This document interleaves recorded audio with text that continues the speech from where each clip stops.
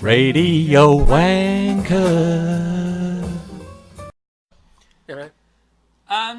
So Malcolm, Margaret, first question I'd like to ask you is, and thank you very much for allowing us to interview today. Most happy to be here. On an intimate level. Yes, indeed. You've been successfully married for 48 years, I do believe. 49 to and a half. Your German wife, Hilda. Indeed, yes. The first question I'd like to ask you, which is an in-depth question, is the various grapevine information that I've heard concerning Hilda's gymnastic abilities in the bedroom department. Is that true or false? Gymnastics? We just have an ordinary bedroom, with a bed. We don't have any bars or hobby horses or ropes. What do you mean by gymnast, exactly?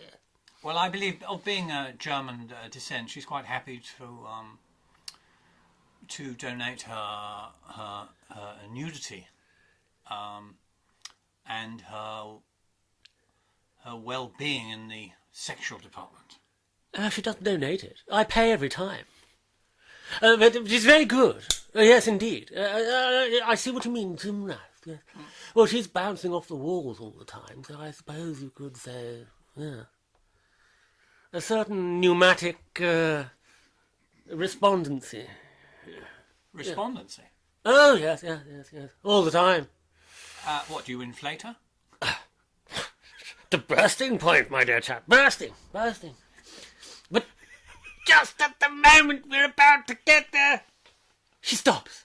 And that is her pièce de résistance, because I'm on the brink.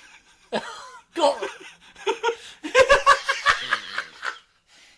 Are you implying that at that point of orgasm, she's fully inflated or deflated?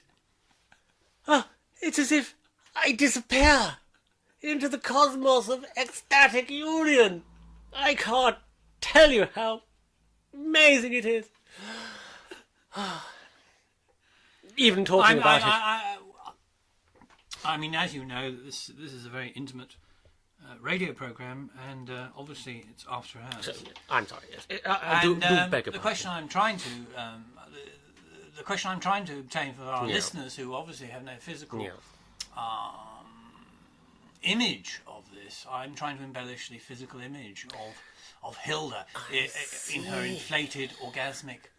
Well, she's like a giant rubber mountain, really. I just go from crevice to crevice. I'm bouncing to and fro. Lord knows where the time goes. I try and hold on to a nipple here and a pube there, but goodness me, I'm going right, left and centre. And before you know it, it's midnight, and it's thank you very much, dear. Let's roll over and go to sleep now. Are you implying that gravity is an issue in the bedroom? Goodness me, gravity disappears, old chap. It just goes out the window. Well, I went out the window myself once, and I didn't come back for a week. But when I did, she was still there, waiting. Goodness me. You have to edit that bit out. Too many chuckles in the background doesn't work. Hey, good, excellent. Seriously. Yeah, that was good. No, seriously. Well, I mean, what on earth? And I'll ask you another question. We'll cut that bit. Right. Surely your listeners don't want to be hearing all this. Question number 2. Yes. We've talked about the intimacy and the difficulties in the bedroom department, and the actual physical problems of an oversexed German woman. Yes, indeed. And I'm just relating that to. Is there any correlation between Hilda and your interests in the fine arts? The correlation between Hilda and the fine arts is my co-relation, my cousin, my relation Jim. And he's a big player on the scene, I must say. Are you saying he's a swinger? He would like to be. Let's put it like that, yes. What you're saying, that he has bars in his bedroom? I have bars on him coming to my bedroom.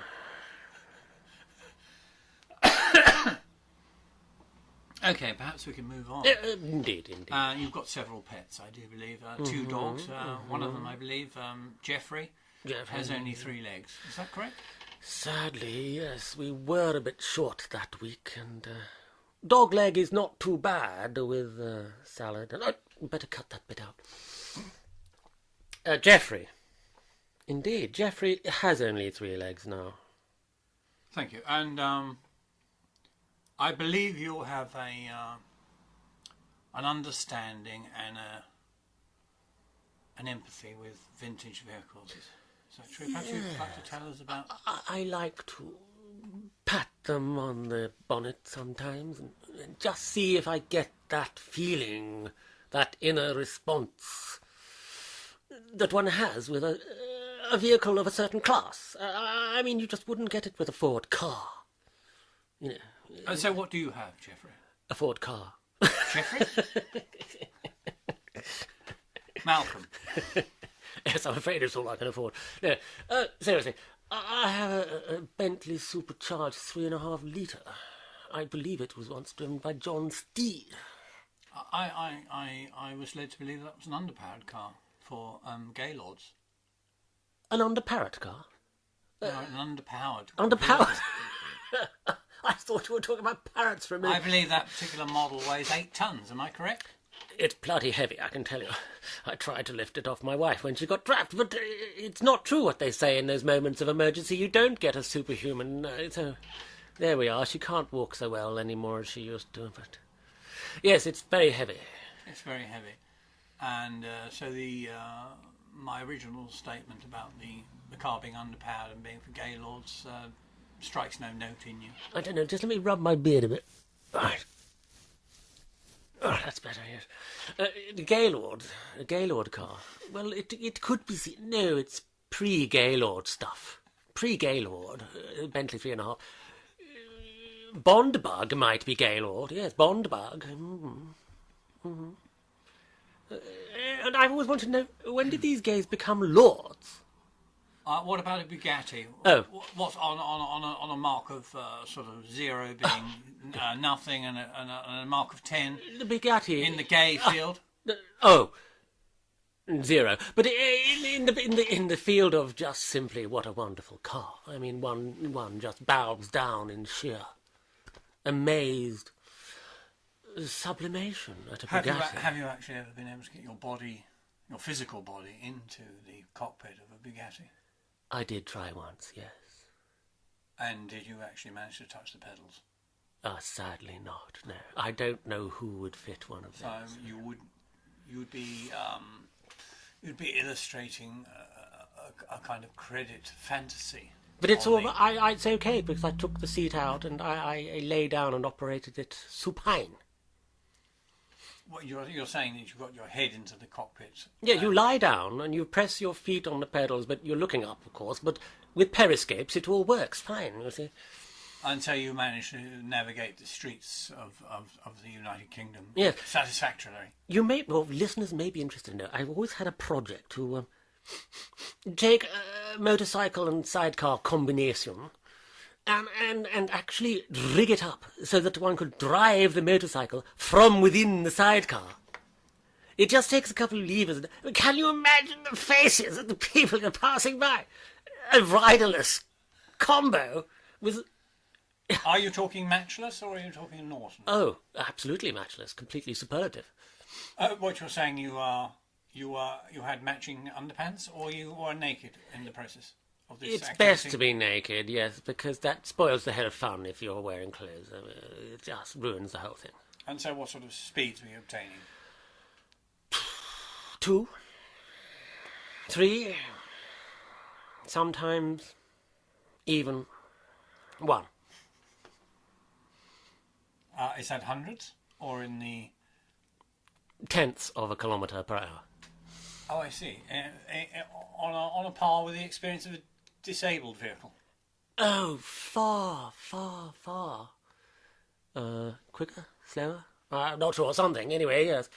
Well, thank you very much, Malcolm. I've got a question from a listener Yes. who's kindly phoned in earlier, and Valerie, my secretary, has passed me a piece of paper Yeah. which I'd like to Yeah. communicate to everybody.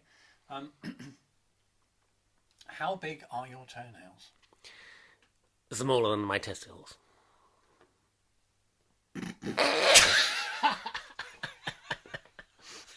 Thank you very much, Malcolm Malcourage.